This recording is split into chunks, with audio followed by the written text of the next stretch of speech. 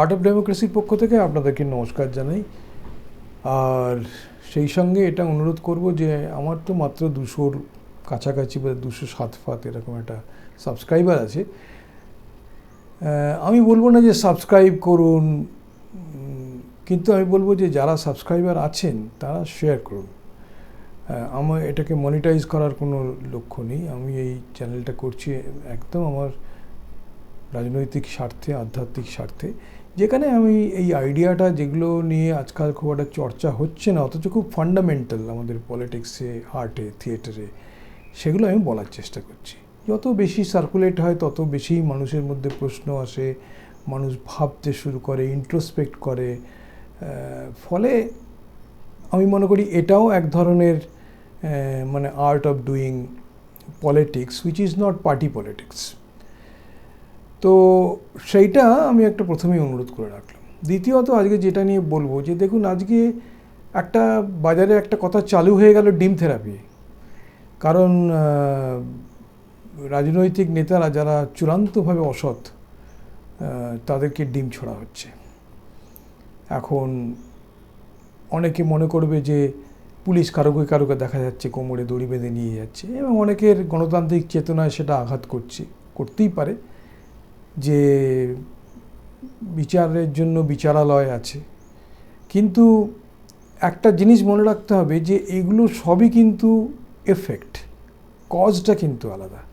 এই যে মানুষ যারা ডিম ছুটছে বা টমেটো ছুটছে, আপনি এদেরকে কোনো মতে দোষ দিতে পারেন না, কারণ এরা হচ্ছে, বলতে পারেন এটা ভুল আর অন্যায়ের মধ্যে কিন্তু মাঝখানে একটা থিন লাইন আছে। কিন্তু এটা ভুল, কিন্তু এটাকে অন্যায় বলা যাবে কি না সেটা নিয়ে কিন্তু আমাদের ভাবতে হবে।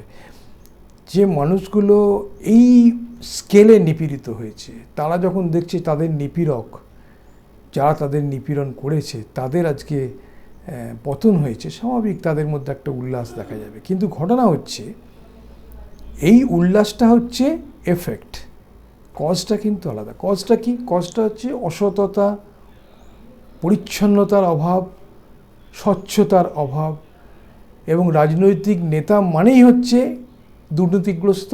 এবং লোকেদের ধীরে ধীরে এই ধারণাটা বদ্ধমূল হয়ে যাচ্ছে যে রাজনীতিতে, পার্টি পলিটিক্সে যারা যায় এবং ক্ষমতায় যারা পৌঁছায়, তারা সবাই খারাপ। ও আজকে এরা আছে, কালকে ওরা আসবে, সবই ওই একই গোয়ালের গরু।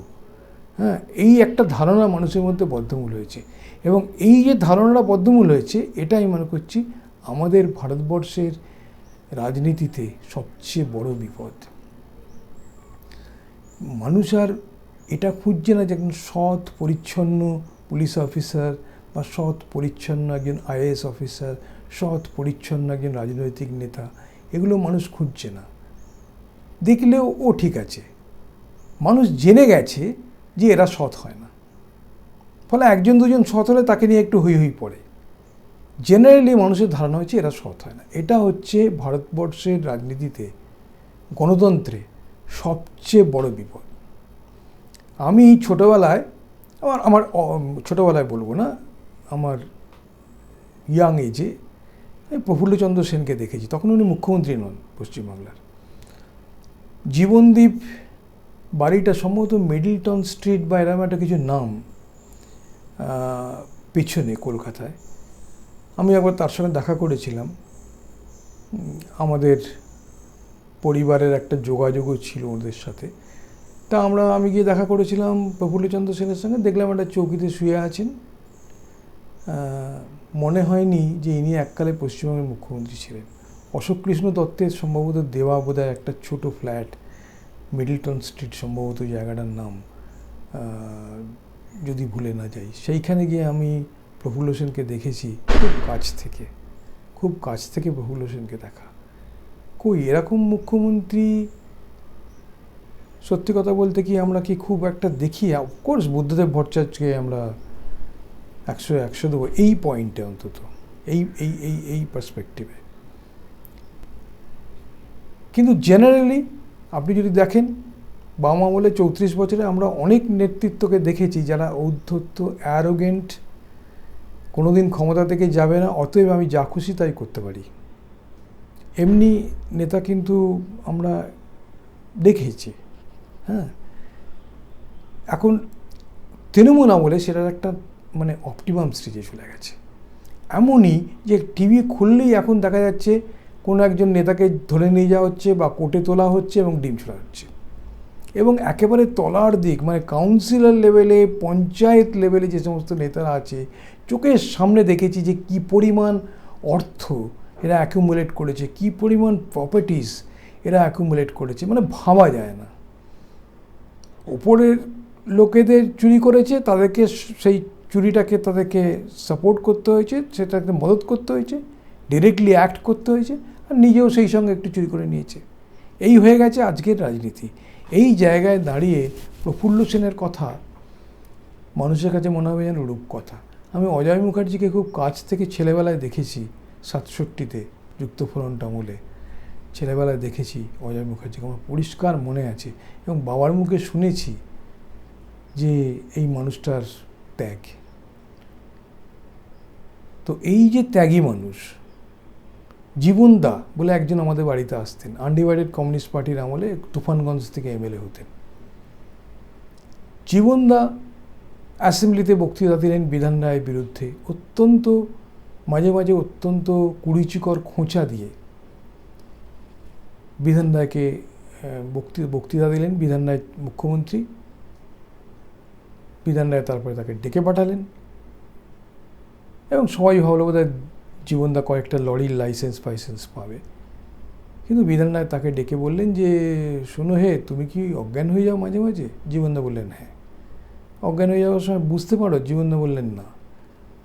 তো বললো ঠিক আছে, তুমি খুব ভালো বক্তৃতা দিয়েছো, তোমার মতন ছেলের তো এরকম ভাবে এরকম একটা মারাত্মক অ্যাসিড নিয়ে থাকা উচিত না, আমি তোমাকে ভিয়েনাতে পাঠাবো।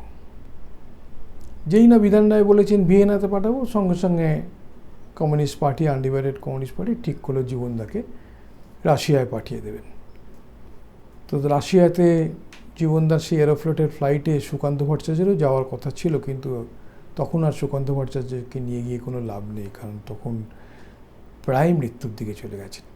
তো যাই হোক, সে জীবনদা ফিরে ভালোভাবে এসেছিলেন, এবং জীবনদার মুখেই শুনেছি যে একজন অপোজিশন লিডার, বয়সে অনেক নবীন, শিক্ষাগত যোগ্যতা সব দিক থেকে জীবনদা বিধান রায় প্রায় প্যারালাল ছিলেন বলবো না, কিন্তু পারস্পরিক শ্রদ্ধা, সম্মান, অপোজিশনকে কীভাবে রেসপেক্ট করতে হয় সেটা আমি ওই ঘটনাটা থেকে জীবনদার মুখে শুনেছি।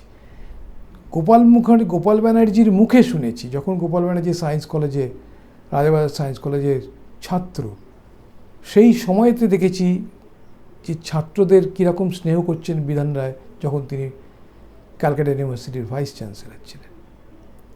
বাবার মুখে শুনেছি বঙ্কিম মুখার্জি এবং বিধানচন্দ্র রায়, বঙ্কিম মুখার্জি ছিলেন তখন লিডার অফ অপোজিশন, বিধান রায় চিফ মিনিস্টার, তাদের দুজনের মধ্যে কি সুগভীর বন্ধুত্ব, নির্ভেজাল বন্ধুত্ব, অথচ পলিটিক্সে কিন্তু দুটো অপোজিট পোলে দাঁড়িয়ে রয়েছে। এই যে ডিফারেন্স থাকতে পারে, কিন্তু তাই বলে আমি একজন আরেকজনকে অ্যান্টাগনাইজ করবে না, চুরি করবে না,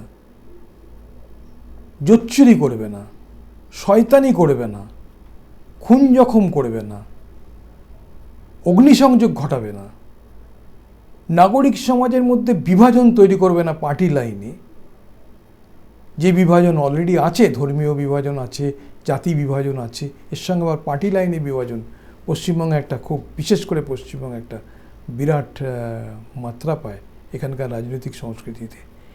এই জিনিস চলতে থাকছে, কিন্তু আমাদেরই একটা সুমহান ঐতিহ্য আছে, যে ঐতিহ্যের ধারক প্রফুল্লচন্দ্র সেন, অজয় মুখার্জি, বঙ্কিম মুখার্জি, বিধানচন্দ্র রায়, এবং সেই সঙ্গে আরেকটা কথাও মনে পড়ছে এখন, আমাদের বর্তমান মুখ্যমন্ত্রী তিনি প্রায়ই সতীশ সামন্ত এবং সুশীল ধারা, অজয় মুখার্জি এদের নাম করেন। তো আমরা এই মুখ্যমন্ত্রীর থেকে যেমন অনেক কিছুই প্রত্যাশা করি, অনেক কিছুই সমালোচনাযোগ্য হলে সমালোচনা করব, কিন্তু সেই সঙ্গে সবচেয়ে বড় বিপদ গণতন্ত্রের জন্য এবং রাজনীতির জন্য যে মানুষের সৎ পরিচ্ছন্ন ভাবমূর্তি সেটা নেতাদের মধ্যে যে থাকতে পারে এই ব্যাপারে মানুষের বিশ্বাস চলে যাচ্ছে। যে কোনো মূল্যে এই বিশ্বাসকে ফিরিয়ে আনতে হবে।